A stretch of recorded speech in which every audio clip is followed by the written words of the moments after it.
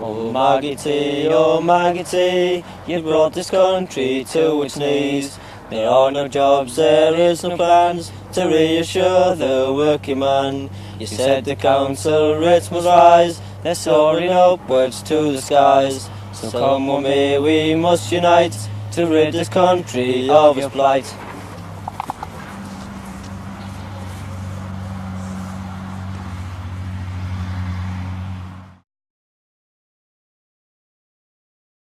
I started doing stuff as a volunteer at the Unemployed Centre, and I think started to learn an awful lot around me about the politics of community politics and unemployment. The big thing that I remember when I left college in 1979 was the shock of there was a Conservative government that was complaining about high levels of employment, but virtually to all of our perceptions, the first thing it set about doing was actually increasing it. We just were hanging about with my friends, not just talking. I went for jobs, but never got none. And it was hopeless just going for jobs, you know. They just keep saying, oh no, full up. Well, actually I never really done out. I just used to lazy around all the time. Can't do the sports and then just lazy around all the time, walk around the streets, day out. Since Vickers closed down, there's not much industry in the area, so people move away to try and find jobs. As people move out of their houses, they are boarded up to stop vandalism. There are quite a lot of boarded up houses in Scotswood. Every day is the same on the dole. You have nothing to look forward to. When you're working and out having a drink, you've always got work on the back of your mind. But on the dole, all you think is, oh well, let's have a game of tennis. But it's not life, you get sick of it. School wasn't much use. It certainly didn't teach you how to cope with the problems of being unemployed. You spent more time copying off blackboards out of books than learning something really interesting. When you were inside school, it seemed that there were more interesting things going on outside. Even if you have qualifications, you still don't get a job. Some kids stay on at school a year or two and then come out of school and straight on the dole. They stay on the dole for 12 months or more. Some may get a job for 6 months but get finished because there isn't enough work on, and then it's back on the dole with the rest. People up to the age of 20 like to write their names anywhere they can. They want to make a name for themselves. If other people's names are on a wall somewhere, they say mine's got to be on as well. Right, let's just check your focus. See, when he's over there, it's about 15, 20 foot, but when by the time he's come close up, it's about 10 foot.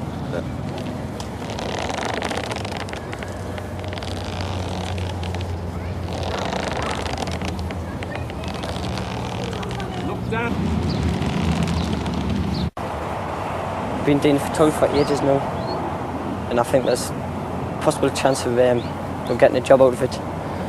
The MSA are providing a darkroom for the community, and everybody can go in, you know, and other unemployed people them can learn photography and will pass the skills on to them.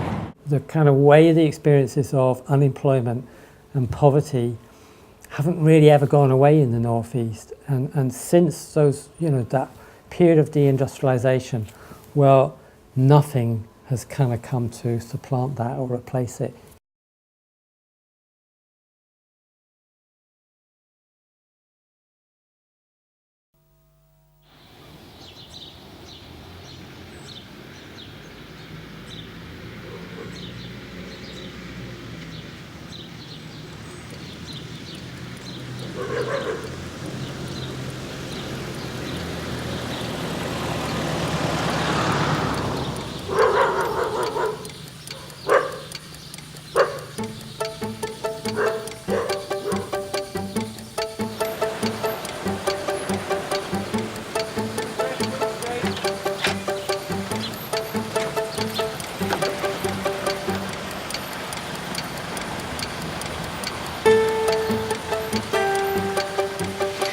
They knew what they were going to do long before they did it, and they're doing exactly the same to the top end as they did to the bottom end. We're being dumped because there's trouble.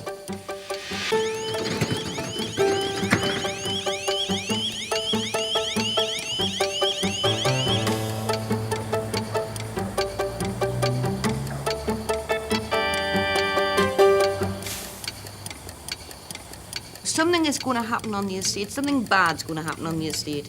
The kids are bored. Yeah.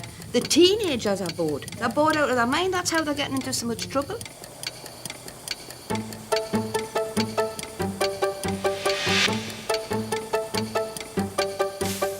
era, like my era, you had bad as well as good teenagers. But this is 1992, and the kids can't take the pressure. And no jobs, no nothing, no hope on the other end. What can you blame them? I'm not condoning what they're doing. But they're really angry, and they've got to take it out on something.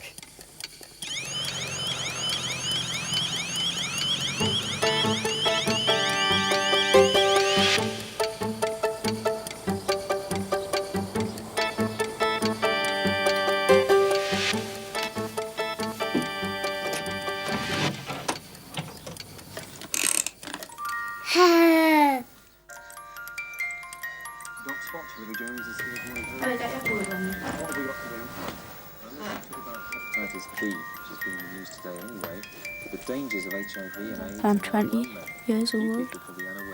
Got a burn, 2.5, Victoria. I've lived in the Ridges all my life since I was about 2. I've been in homes, in and out of trouble and everything. Never got on with my mum. She used to kick us out all the time. I had a flat when I was 15. I'm coming. Went to Rothy's High School and I only went for the first 2 years. That was boring, you didn't learn nothing.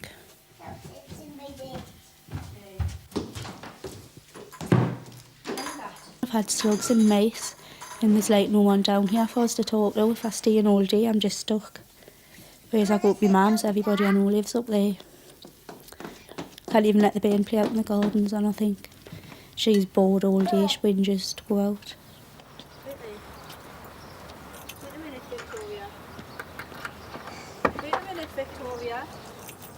I've tried to get moved for years, but they wouldn't move us. They say I'm adequately housed. Pretty flowers. See the pretty flowers? Living in Meadowell, I think it's all right, because I have grew up here. But there's lots of people that come in and they can't handle it. Got to move out and that, get loads of trouble. Next year. Are you going to dance for us, Victoria? Show us how you dance. I feel safe. I feel safe living here. I wouldn't move anywhere else. Well, for the bairn I would, but not because I want to move.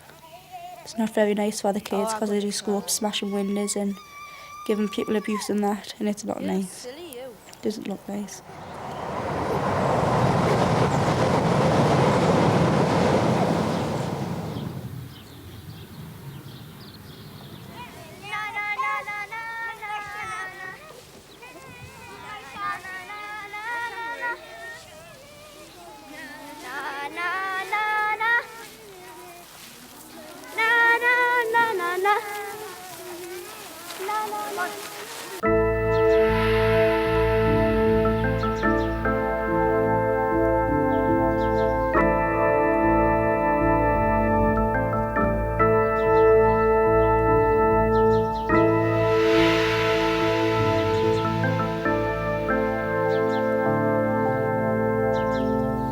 Well, I tell you, it stinks.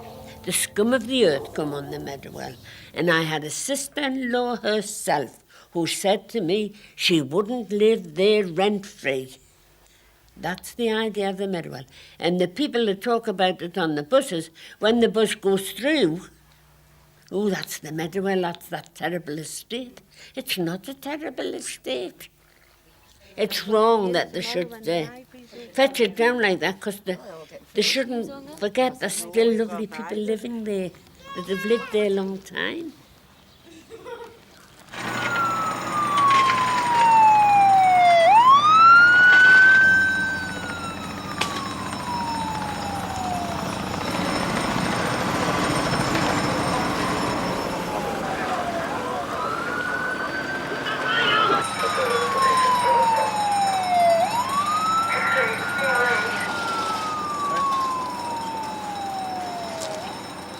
The riot was a build-up of numerous things that were happening over the state. It was inevitable because of the harassment, the way the police are doing things. They're not going about it legally, they're doing it by their law, not the land's law.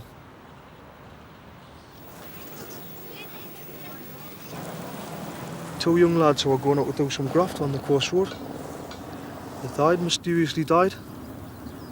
They weren't incapable drivers, either one of them. And like it was just swept under the carpet. Then the riot happened, they couldn't sweep it under the carpet.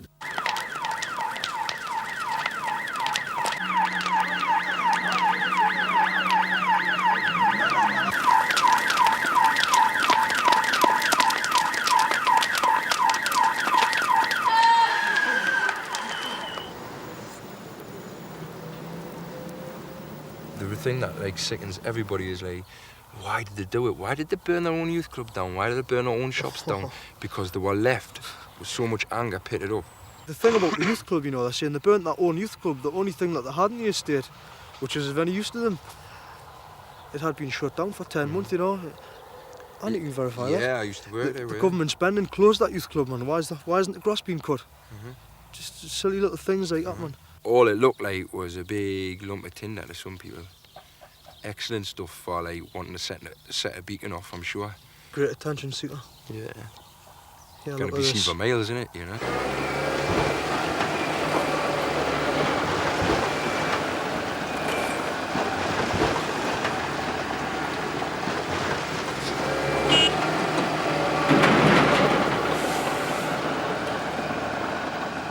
Every now and again, you will see what happened last year. You will see the riot situation happening.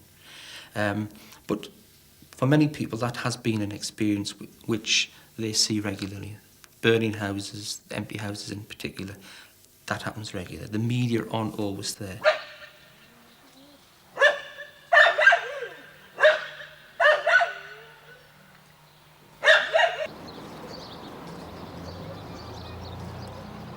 There's a feeling of abandonment that you have developing in many respects, a sort of a ghettoising process where most of the problems are concentrated inside of the estates. Their effects and causes may be outside of those estates, but the problems are concentrated within the estates. And people genuinely do believe that they've been abandoned by government, by local government, by the police and other agencies.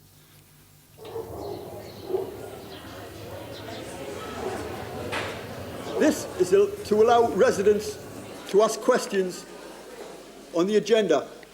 Now, we know people have a lot of personal issues to bring up. That isn't what this is about. This is to look forward.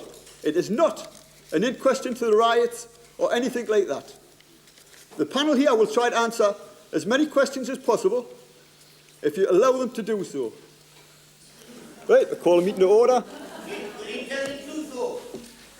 I will, certainly.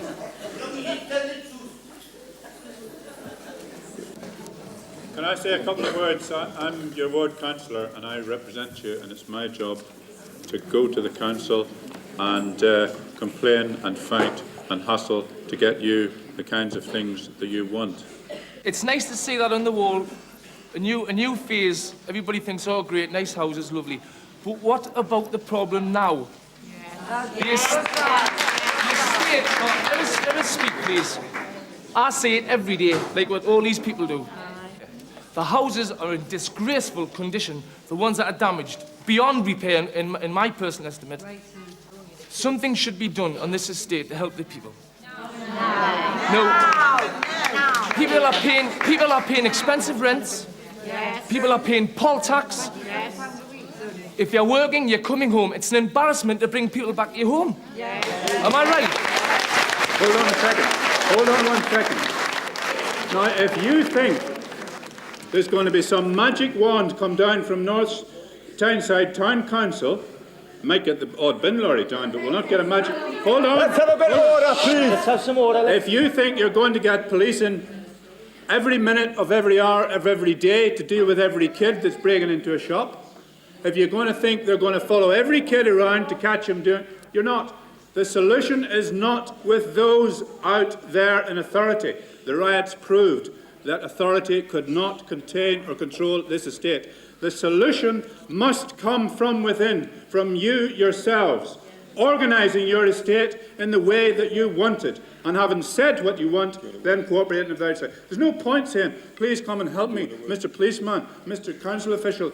It won't happen. It hasn't happened for 40 years. You must organise yourselves.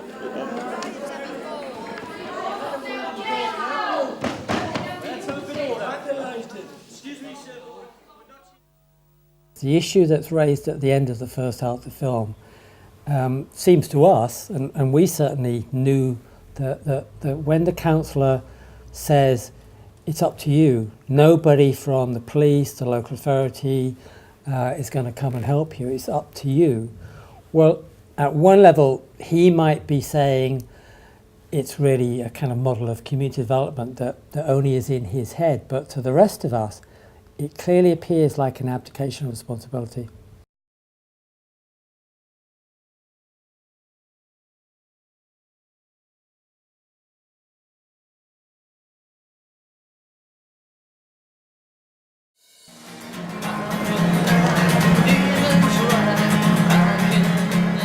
What do you think poverty is? People that's got no money. I was going to say, probably like me, went out. We've been there, back again. The t-shirt and the autograph. Hey, and we're doing the good. What pensioners living, we're still there.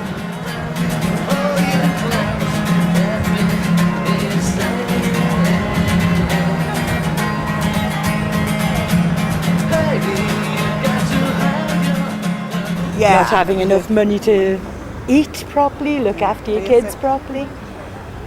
What do you reckon about poor people then? Poor people, well, I'm poor. I'm poor, so I reckon I'm wonderful. When you haven't got enough food to make you feel full, and you haven't got enough clothes to get you for the week, you have to, like, you've got pants with holes in all the time and all that. Poverty, yes. Being skint, having nothing. Poverty around here.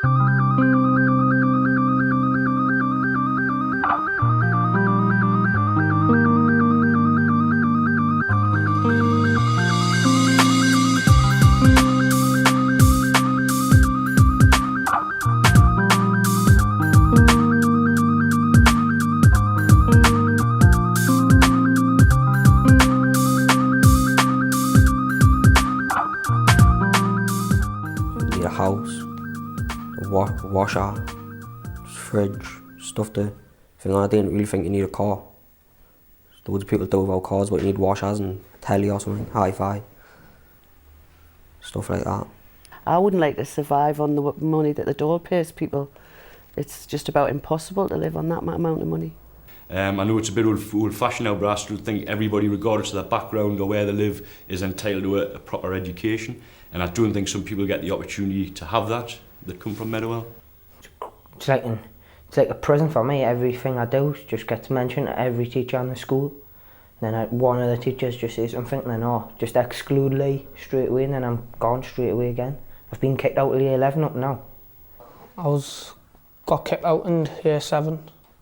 I was in Norham. I was there for about 4 months, and they just kicked us out for good there. So I was keep on getting excluded. So daft little things, just being a class clown, just acting on. Do you regret it now? Definitely.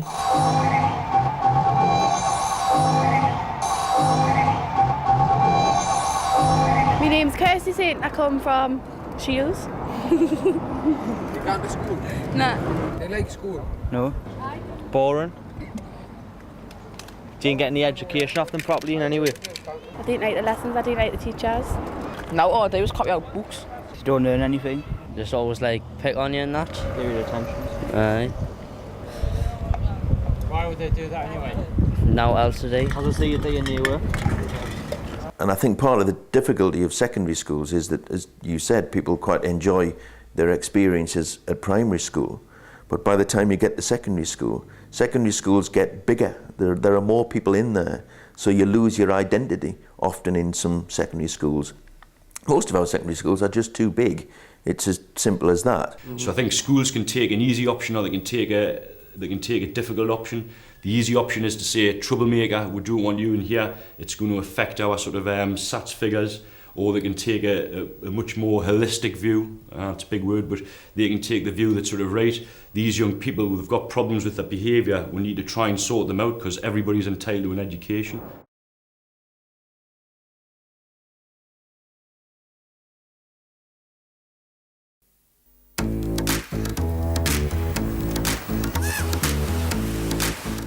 See these 4 shops over here, Frank? Aye. Right? You didn't even have to go on to your gates on your castle. You could just stay here all day.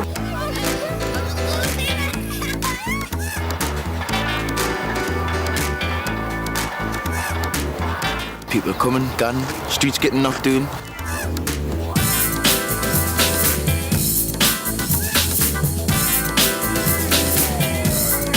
At the end of the day, they're dealing with people's lives, they're dealing with people's families, they're dealing with a community that has been here for many, many, many years.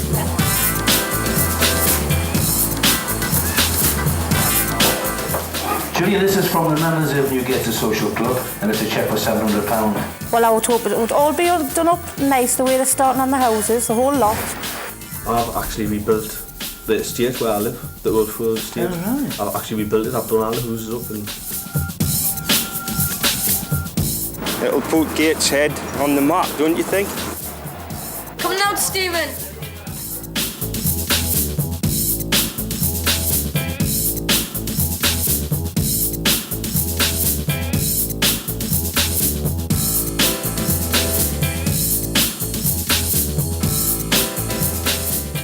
You'd read the legislation, and a lot of it was absolutely emphasising the kind of participation of local people in co-decisions around, what took place in their area.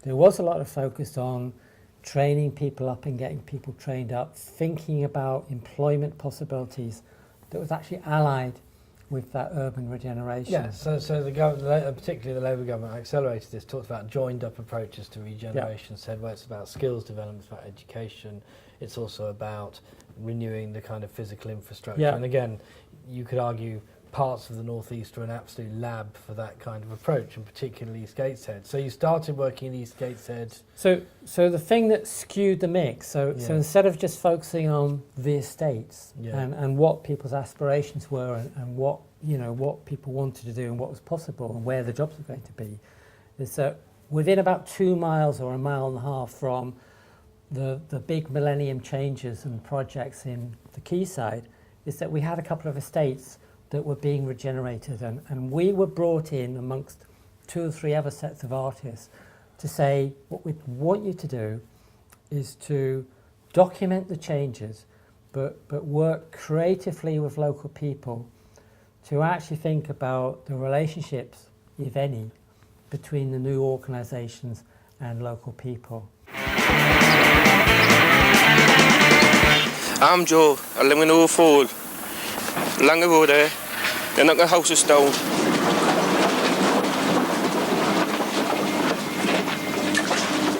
We're having modernisation done to houses.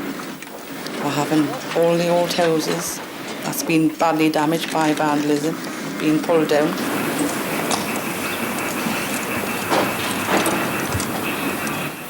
Right, hello, I'm Lindsay, I'm taking you on a guided tour around Bede, right? Right, so that's a brush, right? That's what Dougie's going to get hit with later on.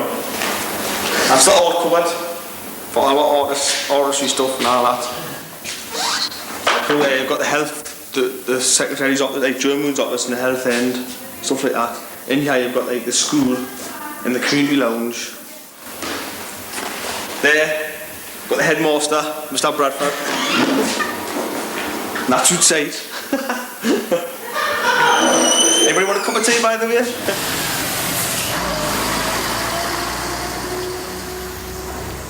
Yes, here we are on Clover Avenue, and many people's lives have changed over the past few weeks. As you can see, all the work going on the estate, but this particular street here, as we can see, is getting all pulled down. There must be a lot of people who pass here just don't realise how much of a life they've really had. Well, this street was the very first street that I moved into when I came to live on this estate, and it holds memories of good things that happened and some bad things that happened. You had drugs, you had bullying, you had car theft, everything.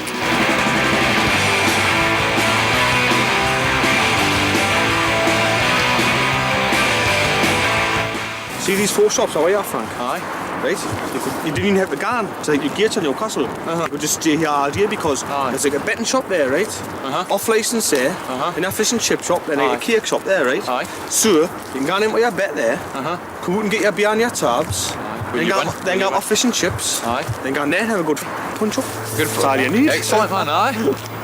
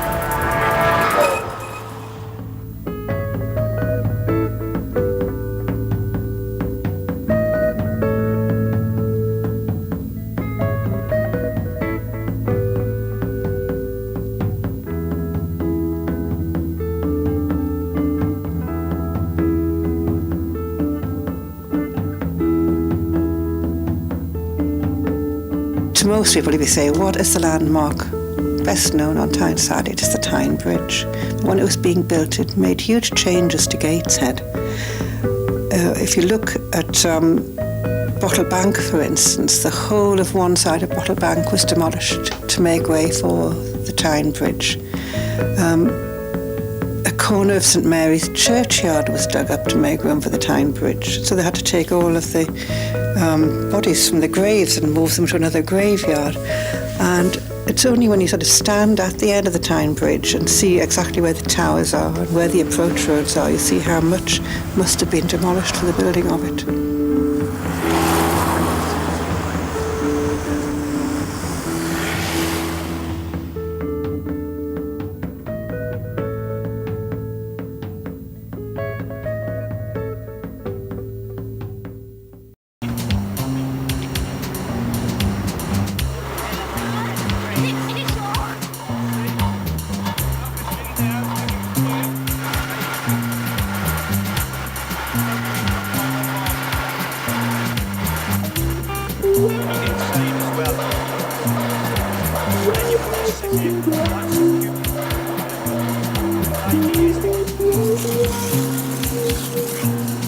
What have you been doing today? Who's guilty of this? You get it making some end blocks and being on the boat and that across the Tyne.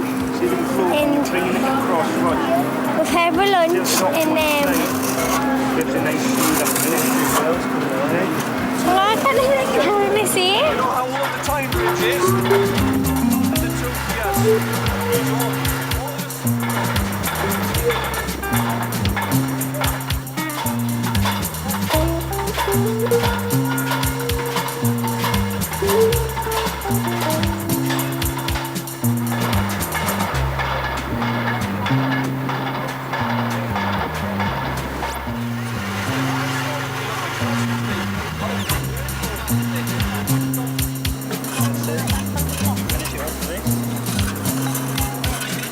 What have you been doing, Christopher?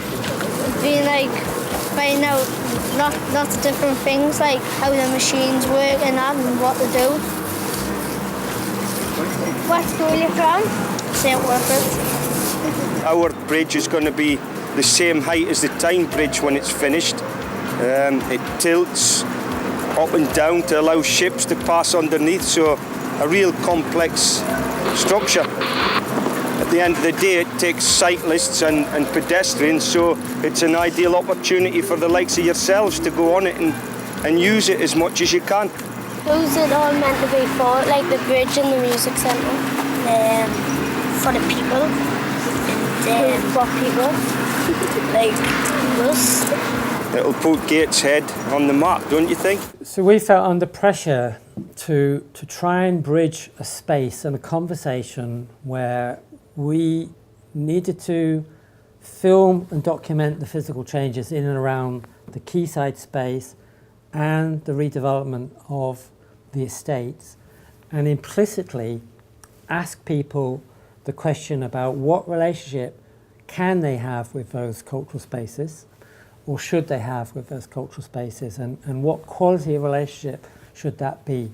Could it be a reciprocal one, or is it you go there and visit and then come away again? And who was paying for you to do that work? It was the single urban regeneration budget routed through the local authorities, through the arts team.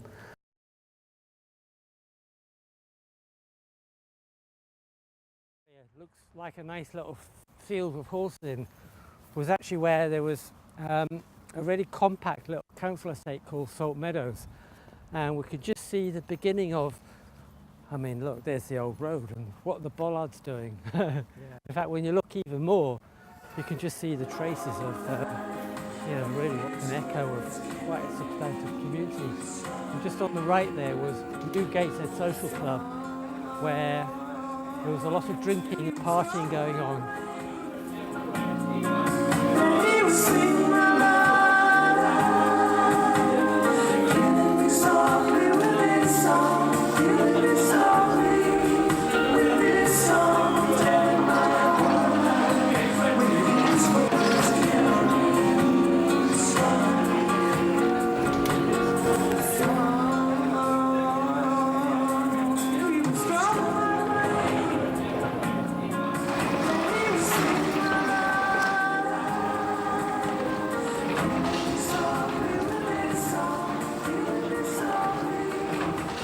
When we were filming here, the building work to revitalise the Baltic had just started.